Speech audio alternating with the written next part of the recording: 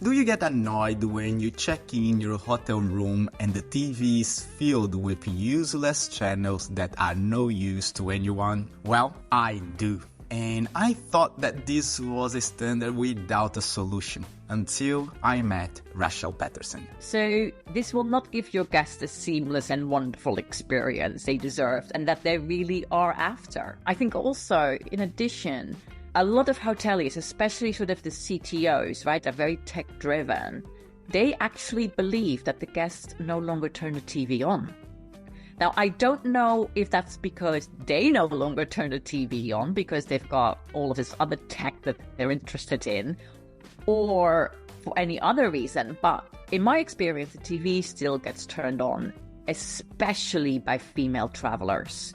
And this is from many years of talking to hundreds and tens of thousands of female travelers, that the reason why they still turn the TV on is because it's kind of like a comfort from home. If you want to create more personalized room experience, improve the TV offerings, and open a new revenue stream that has been dormant for a while, you should definitely listen to this podcast. Rachelle built her career being the person connecting big media channels such as CNN and Sky with hospitality businesses.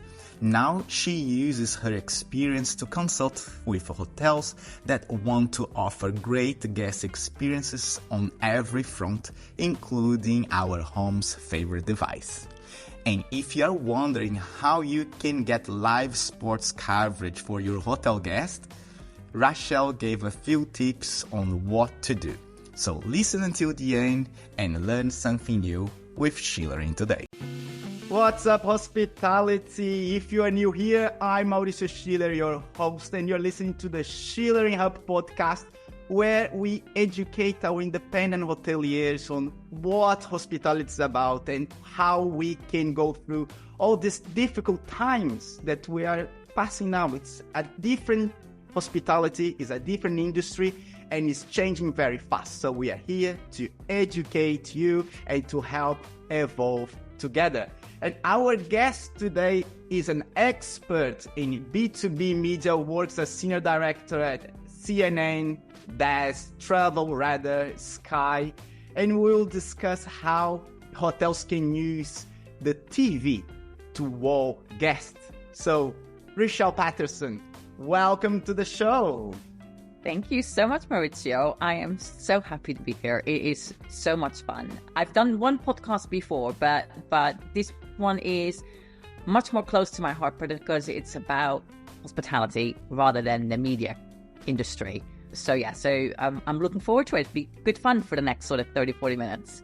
I hope that we're going to have as much fun as normally we have here talking. I hope that our audience also enjoys and have fun listening to it, because we have so much to share when it comes to media. So you said that hospitality hit your heart even more than media.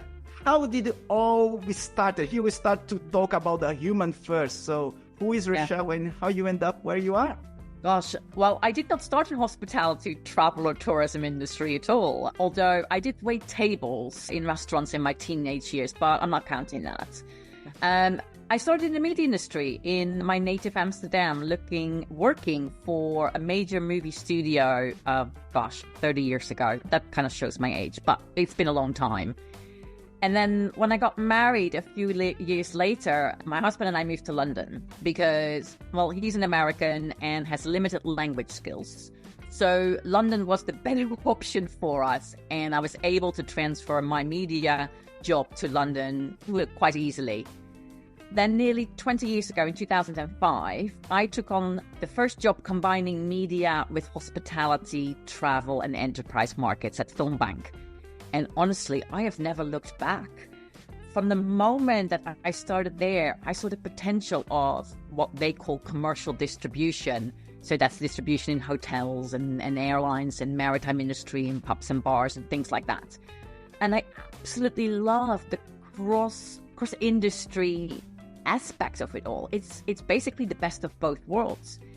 And my team and I are responsible of getting, Hollywood movie content, not the other kind, just the Hollywood kind, via the old sort of video on demand systems and, using technology providers into these B2B markets, especially hotels. And that was an enormous amount of fun, doing both things. So, it was the greatest. I had the greatest time. Unfortunately, after the financial crisis, I saw the writing on the wall for video on demand, because everything at that time was video on demand. TV channels was not something that was a big thing. And a lot of people were saying, video on demand is dead in hospitality. You need to move on. You need to do something different. And I realized that people were no longer going to spend money to watch movies in hotels. And they were expensive, right? The whole idea was to have a movie cost the same as a breakfast. So if your breakfast in your 5-star hotel was $30, your movie was $30. That's a lot of money to be spending. And after the financial crisis, people were just not doing that anymore. So, I decided it's a declining market. I'd be better off managing TV channels and hospitality instead. So that was also the era when it started where, hotels were, having 200 plus TV channels all of a sudden into the hotel. They were getting TV channels from all over the place. Sports, news, kids content, general entertainment, just lots and lots and lots of TV channels. So I started at Sky Business here in the UK. So I went from a global job into a much more local job at just managing UK and Ireland. But the UK hospitality and leisure market for Sky was a really big market because Sky's got basically, the autonomy over everything. So I learned an awful lot. And from there, it was a relatively easy move to CNN. And they know hospitality. They really did. I was able to run the global B2B business for nearly 8 years. And it was great because they've been doing it for such a long time. They actually have it nailed down perfectly. I mean, you cannot go to a hotel without having CNN on, the first, second, or third channel of the guest user interface, right? Yeah. So it was great. But the problem I think I had after so many years was everything was still analog. There were still linear TV channels, and TVs are changing to digital. Everything is being app-based. So when an opportunity came along to go into digital, because even though CNN was going digital as well, it was slow because it's a big company, so it was slow going. I wanted to work for a startup and start something new, something exciting. So until May of this year, I was Senior Vice President of Commercial Distribution for DAZN. Now, if you're in Germany or in France or in Spain, you know who DAZN is. If you're in the UK, unless you're like boxing, not as much. But they are the world's largest OTT, so over-the-top sports platform. Digital, app-based. But my contract ended in May of this year, and I decided with all of this knowledge and all of those partnerships that I have been honing over so many years, it was finally time to sort of start out on my own. And, that's it. That's what I started doing. Now I got my own company and, really looking to help hoteliers get that connection with the guest and get that guest experience just right. And it's actually much more difficult than people think. So you mean that you build a Lokia, right? Lokia Group. Yeah. So if you would define Lokia Group to our audience now, so what does Lokia Group do? Okay, so all of those years of cross-industry experience, what I want to be is that bridge, if you like, between media and content companies and hospitality and travel clients. What that means is that I assist hospitality and travel clients in a myriad of different ways, but we can devise their content strategy based on their guest or passenger profile, keeping in mind their brand standards, right? Because that's really, really key.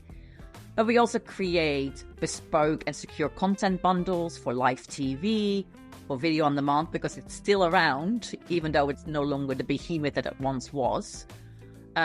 We can add in advertising or not, and we can do this across in-room TVs, seat back displays, Wi-Fi, via Wi-Fi connectivity, personal guest devices, all of these different ways to connect with the guest and to personalize that content for them. And we do a similar thing for media companies. So just in reverse. So they're very good at consumer business, the consumer proposition, but not necessarily the B2B or enterprise business. They have no idea how to scale. They love the idea of it, but they just do not know how to go about it and how to get a foothold into the hospitality and travel markets. So besides that, do a little bit of brand promotion via various media platforms. Conferences, we speak at conferences, I speak at conferences, do summits and panels. So there's a lot of engagement with the hospitality industry specifically. It's great because, like, as we spoke before today, of course, to get to know each other, and I've never met anyone doing what you are doing, right? I never met someone actually explaining how this all contracts work and why you would change. Like the hotels I go around, normally I click on the TV and then I see the same list of same hotel channels from around the world. I don't understand any of them, so I just turn off the TV again. And when we met, I said, wow, that's pretty new. So it's fantastic that you are here and you're doing that. So it's amazing. And what we're going to do now is actually get all this knowledge that you have, that you've been acquiring during these years of the experience. And we'll try to help the hotelier to understand why the TV is still an important place that the guests will actually interact with, and how to make that a better experience for them. Is that okay that we can explore this world of entertainment with you? Yeah, for sure. So let's to start off, like, you are specialized in connecting the medias with hospitality. So what are the biggest challenges and opportunities that you see in bridging that gap, especially regarding the in-room TV?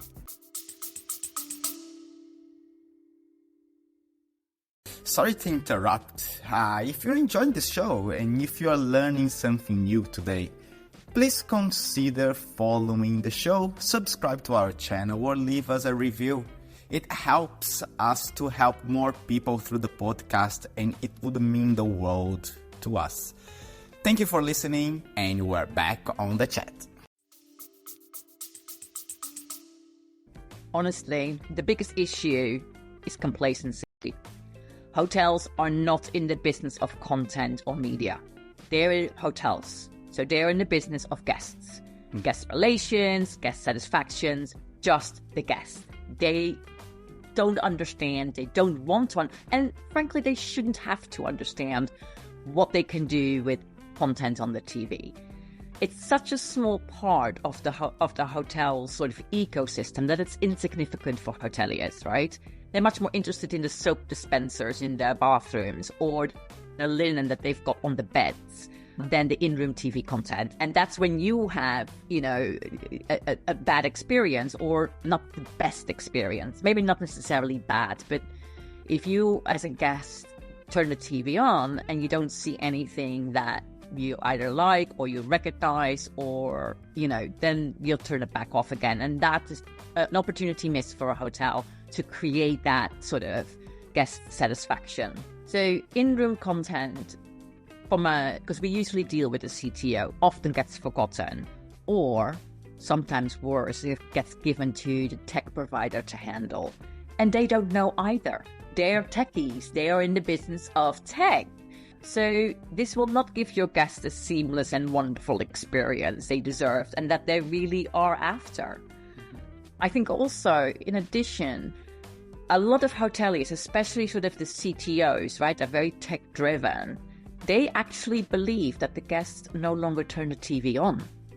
Now, I don't know if that's because they no longer turn the TV on because they've got all of this other tech that they're interested in, or for any other reason, but in my experience, the TV still gets turned on, especially by female travelers.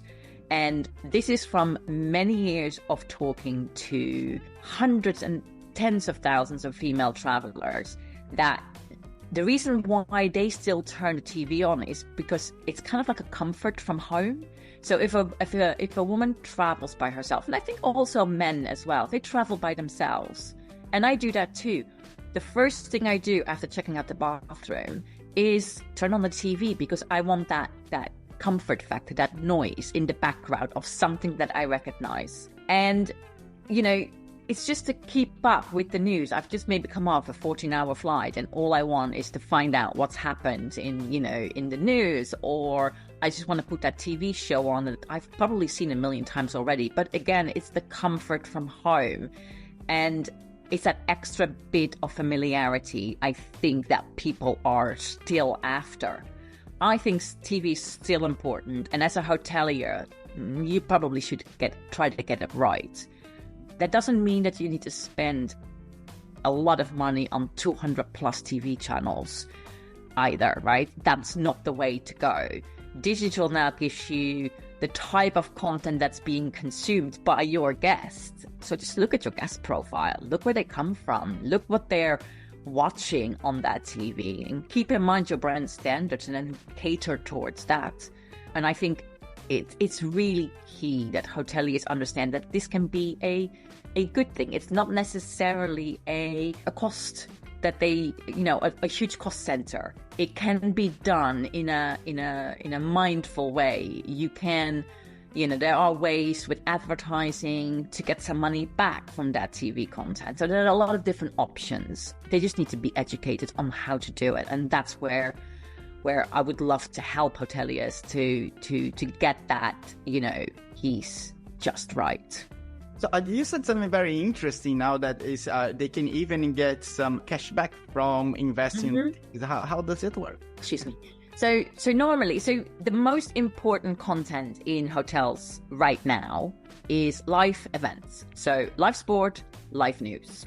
These tend to come via apps, right? I mean, you still have this sort of old linear programming, but on your hotel guest user interface, there are still advertising opportunities. You're just going to have to talk to CNN, to a DAZN, and say, are there minutes there where I can sell this advertising block? And there are. They just do not know about it.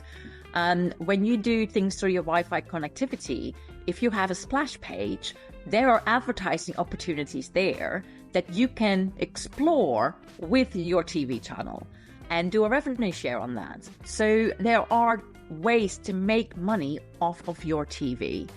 That just needs a little bit of guidance and for you to talk to the right people. I think that's all it is getting to know and talking to the right people.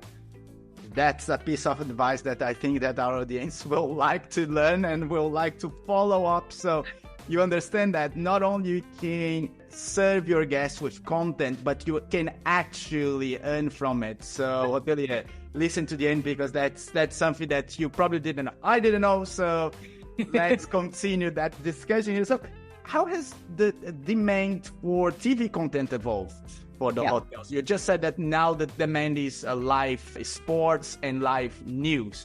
So how has changed in the past years? Yeah.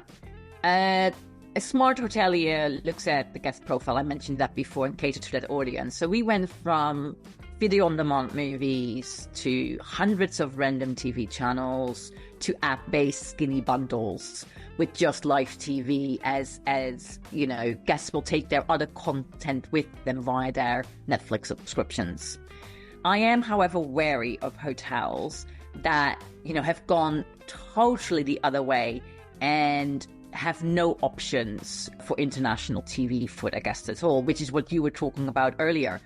So I think they do need to keep in mind that not all guests travel with their Netflix account. I do not. I forget, or, guests may not understand the instructions on how to cast onto the TV.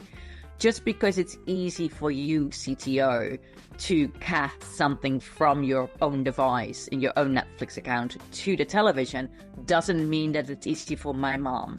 My mom goes to hotels all the time. She's retired, right? She travels. That's what she and my dad do.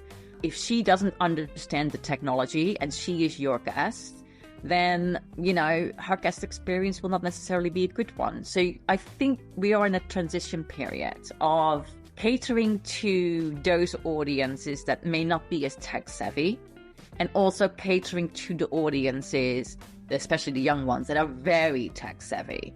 And that sort of transition period is what we're currently in. And so we are going to see more and more hotels that are going to do skinny bundles and then give you the opportunity to bring your own content to cast that on the TV. But I am very wary of hoteliers that decide, well, we're just going to do casting and we're not going to do anything else, because that's not a good experience for everyone. So on the other hand, I'm still sort of surprised by the tight brand standards that some of the hotels have. And I had a London-based IT director contact me recently of a large French hotel group, who shall remain nameless.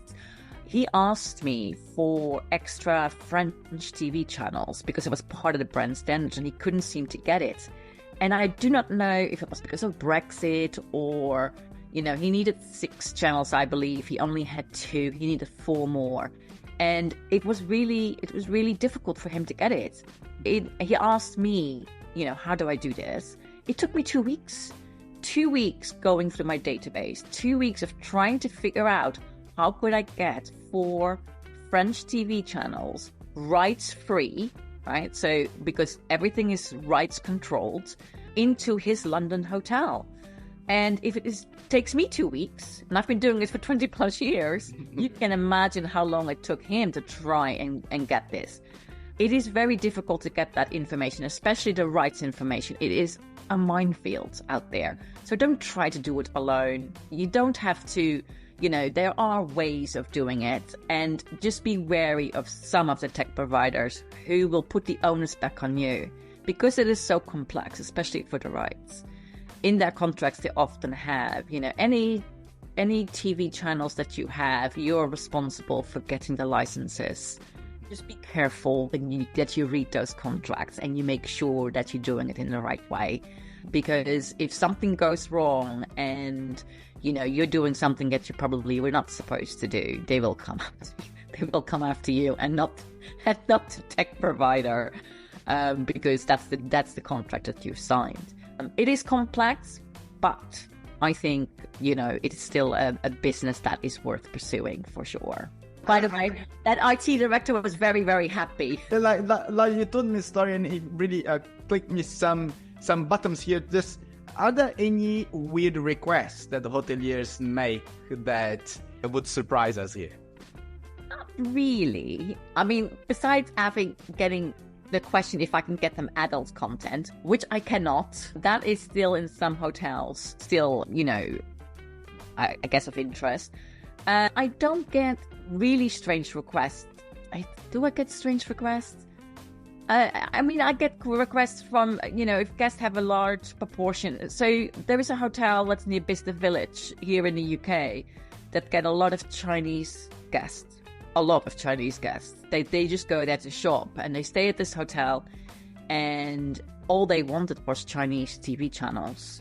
That is strange, being in the UK, just outside of London. And so, fine, I will source you all of the Chinese TV channels that you want. That's not a problem. That's about as strange as it gets, right? Just unusual because you don't necessarily think, but then you just realize, okay, well, this hotel is 5 minutes away from Bicester Village. That's where all the shopping is, and so therefore that makes sense that they get a lot of that kind of content. I once had a hotel that was dying for because he was near Windsor and near Legoland, and he wanted any content that had to do with Lego.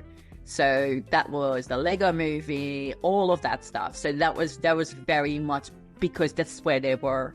The hotel was based there, so they needed to keep the kids engaged when they were in the hotel room. And what's better than getting the Lego movie, on the TV screen when they go to Legoland the next day. So that's it makes sense. It's unusual, but it made sense for that property. Yeah, but that example really exemplifies and pictures what the hotelier may not be understanding your role of organizing this media content for the hotel room. Because for an example, a hotel that's near Lego, but it's not part of the facility, can still curate their own content for the guests that are coming for Lego to serve what they are probably there looking for. So that's a very good example that pictures that, how can the hotel and the media work out.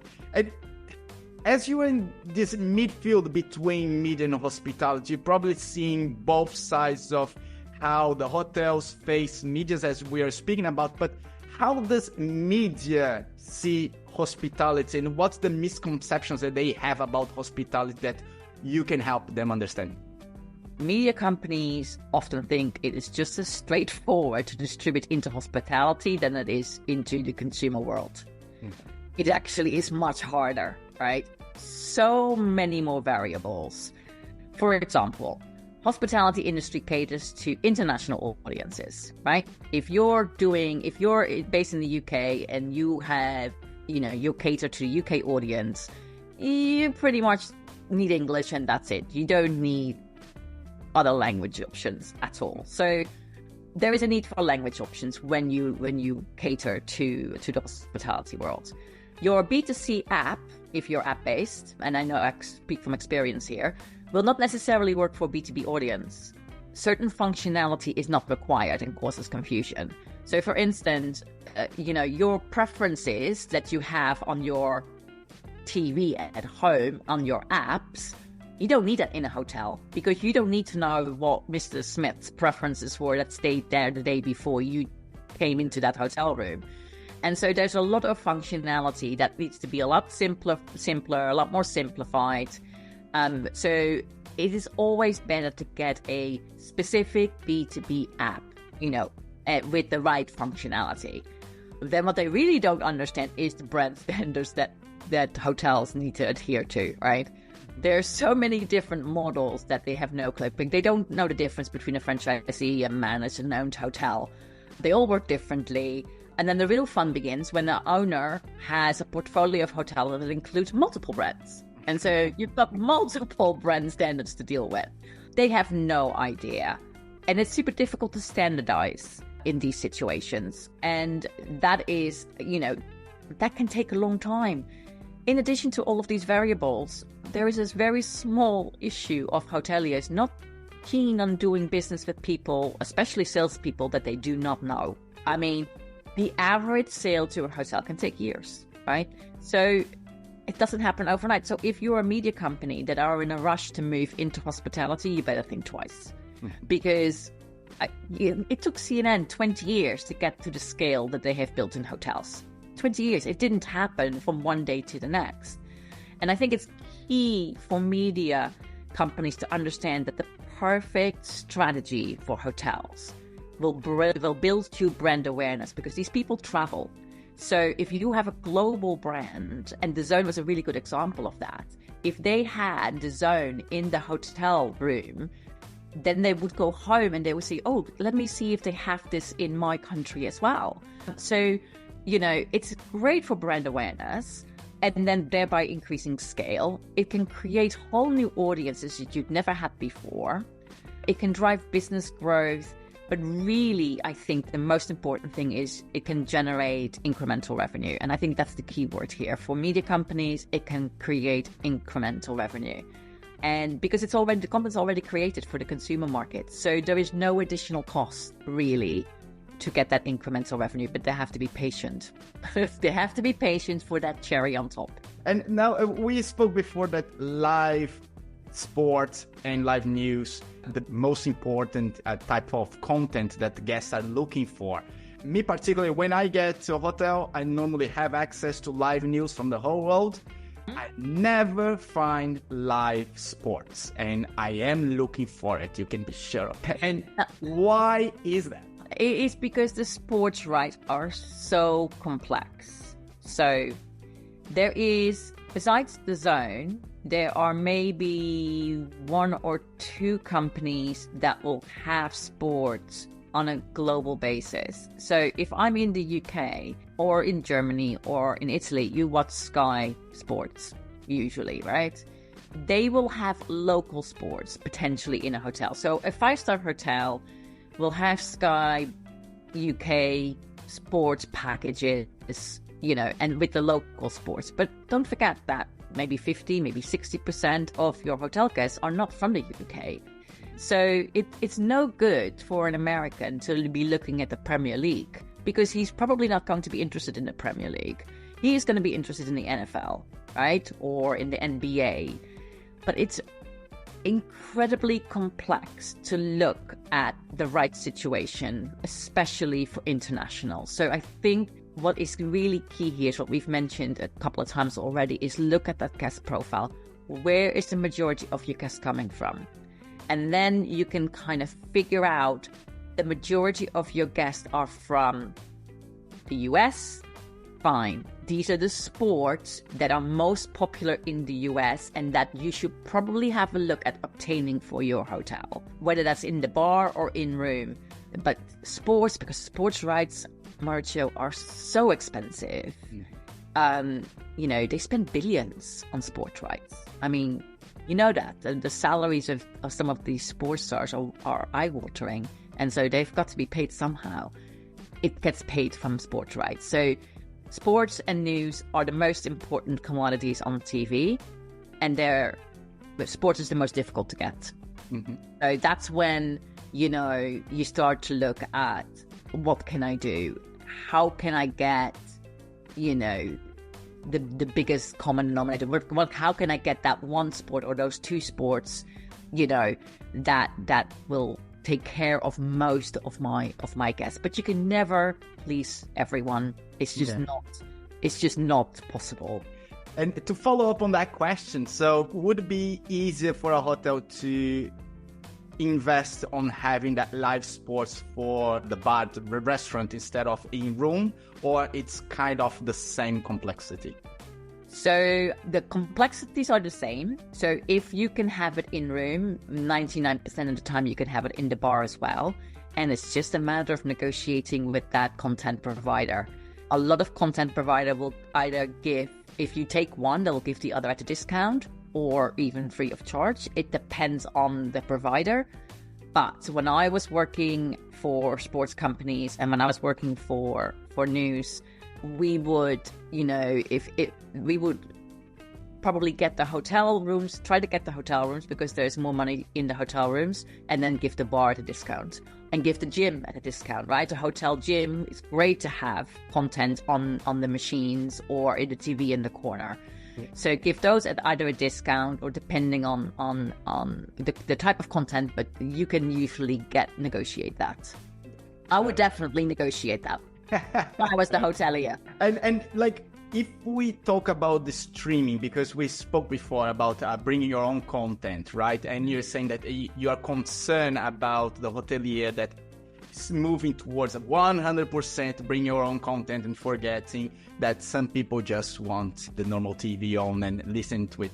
But how we are moving towards that and now walking to the future, and is there any value in curating offerings in about 3 to 4 years from now? Yeah, I think so. I think, the longer the Netflixes of this world, the Disney Pluses, they understand that hospitality is a very niche market, but they also understand it's going to get more and more asked for. So yes, I think it's just a matter of time. Whether it's going to be 3 or 4 years, I don't think so. I think it'll be longer, but I think it will steadily grow. You will steadily see more people, taking their own content with them, using their own device. Young kids these days don't mind watching sports on their mobile phone. I'm still of the generation, I want to watch on the big screen, but do the younger generation still want to do that? I'm not so sure. And then there is also sort of having two devices. So a lot of people, and I'm one of them, because I play games on my phone whilst watching TV. It drives my husband insane. But, I think I can do two things at the same time.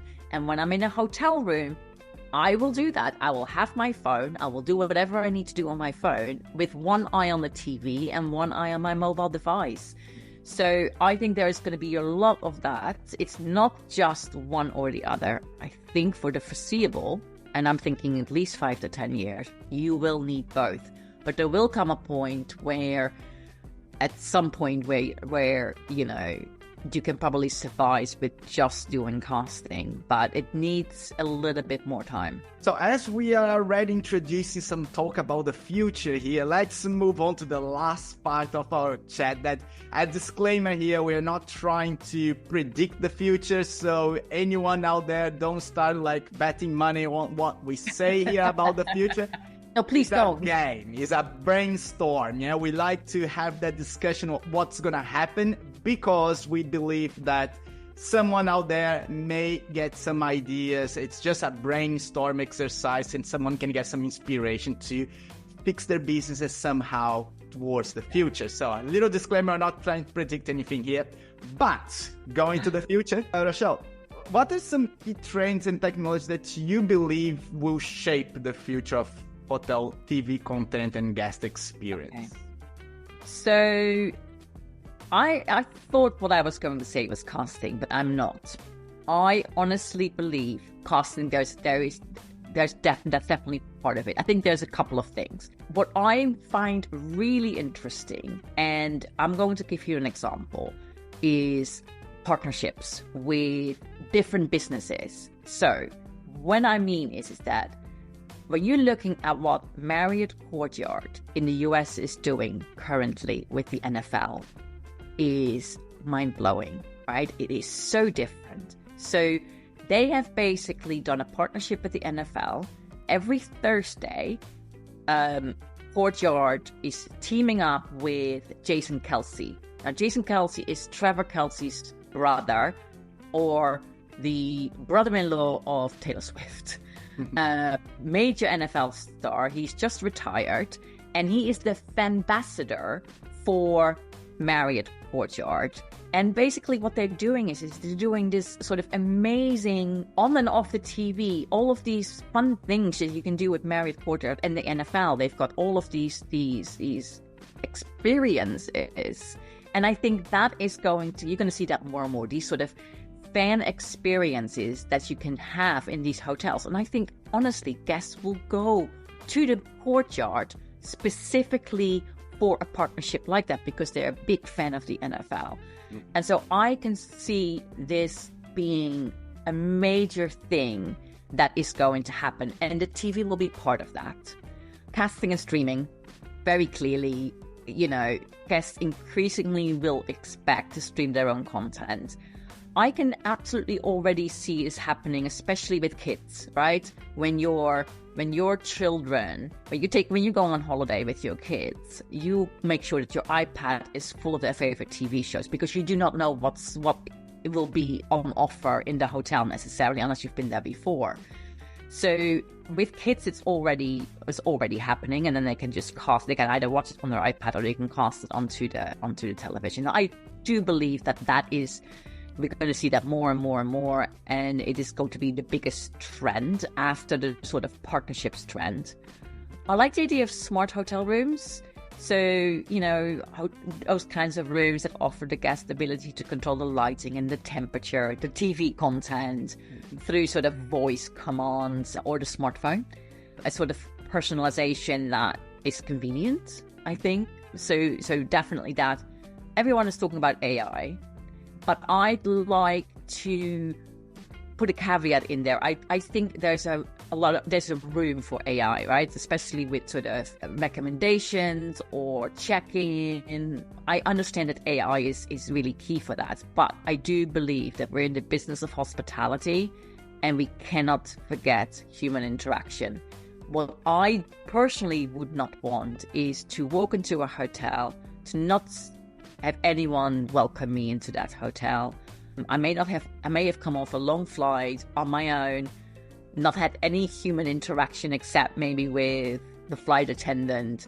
What I don't want is to then just walk up to a robot or a kiosk and check myself in and go to my room, and do you know what I mean? So I think we cannot forget that we're in the business of hospitality, and that interaction is absolutely key.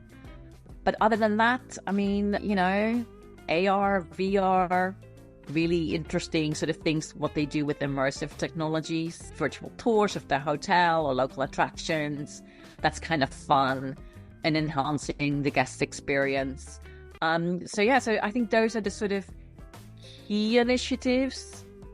The other one that I think, is as hotels are integrating more digital solutions, security, so cybersecurity and security of the guests and their data is absolutely key. Just like rights are absolutely key for media and content, making sure that you get that right. It's the same thing with data and cybersecurity. There's a lot of people out there that, data breaches and you need to build trust with the guest. So there's going to be a lot more emphasis on cybersecurity, I think, in the near future for every aspect of the hotel, including the aspect of content and TV and things like that. So I think that is kind of what I'm thinking, but I'd love to find out what other people are thinking. Yeah. It's such an interesting topic. Enhancing the guest experience and personalization is all over. Everyone wants to do that, and providing the hoteliers with valuable insights to improve those services and operational efficiency for them, I think is key. So I think the most exciting thing is probably the smart hotel rooms and seeing what that can do in the coming few years. How many years do you think? I don't know. It's probably already happening, right? Yeah. I mean, when you're looking at, NEOM and the Red Sea project, both in Saudi, they're implementing some amazing technologies that is already smart, and that's already that sort of... So, but for it to be fully adopted, I think it's a few more years to go. But it's already happening. Rachelle, can't stop technology. Can't stop technology, but we need to learn and adapt and see the opportunities as well as the challenge that they bring. And we need to be aware of the cost that they cause if not updated, if not keeping up with what our guests want, with our industry needs. So that's why we're here to discuss this. There's a lot to learn, a lot to explore, and a lot to be careful. So thank you so much for sharing. I think that was an amazing conversation. Very unique skills that you have, that you bring to the table. So thank you for being here. How can our audience get in touch with you? Just send me an email. I mean, I am at every major conference you can think of, from high tech to HG&G.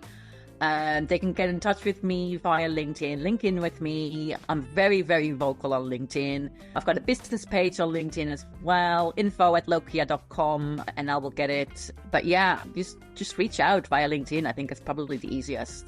Or via Schulering Hub. Yes, of course. I was going to say that in this episode here, you will see directly your profile, so people can just click and get in touch with you directly from our platform as well. Rachelle, thank you. It was a pleasure to talk to you. I really appreciate everything, and I hope that our audience enjoyed it very much. Brilliant. Thanks, Maurizio. It's been a pleasure. Take care. Schulering, thank you very much for listening, and see you next time. Bye.